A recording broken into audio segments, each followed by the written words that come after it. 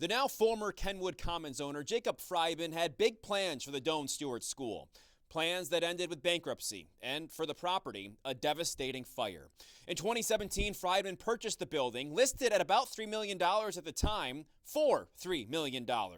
Then he sold it to another company he owned for $18 million the same day. Valuation of the property at $18 million also afforded the opportunity for the developer to borrow more off the $18 million value as opposed to the lower $3 million value. The city then taxed the owner at that $18 million value. If you're trying to be a partner to make a development like that work, a historic renovation of that building work, that's not the levy you would put on it if you're, in earnest trying to be a partner to make something work. So we asked the city, why tax at $18 million instead of earlier valuations around $3 million? City Commissioner of Assessment Trey Kingston says with the property being unique and untaxed prior to the 2017 sale, he looked to a recent Court of Appeals ruling. It's well established that evidence of a recent sale of property is a highly reliable measure of value. They say they did not find any unusual factors to affect the sale price. Friedman challenged, then withdrew the challenge to that $18 million valuation. Is there any, leniency or consideration taken in that first $3 million number? No. What about tax relief? There's two ways to get a tax abatement in Albany. One is through the state. He was advertising here that it's his bullet point right here. This is the last plan I saw for the project, that they were going to receive a exemption under RPTL 485A, which they weren't. I told him. To qualify, the law states it needs to be a mixed-use property. The city says they were told condos would be built.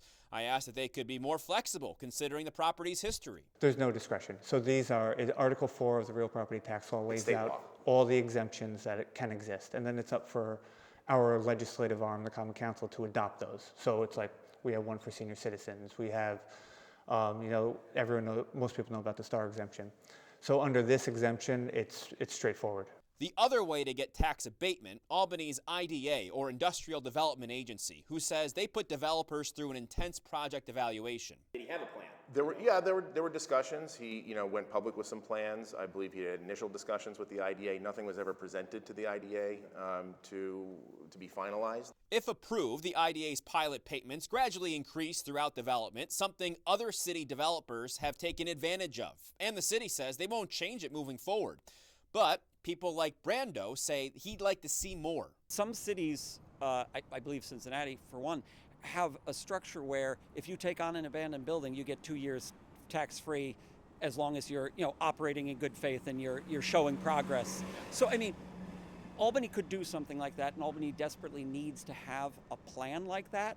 Now, as the property owner is eventually finalized, some of those numbers could look different, unfortunately, without the school standing. The vacant land, it's 74.5 acres.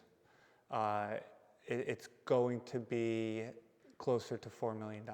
But, because of the uniqueness, I haven't, made anything official. We reached out to Friedman, left a message today, but never heard a call back. Reporting from Albany, Tom Esham, CBS 6 News.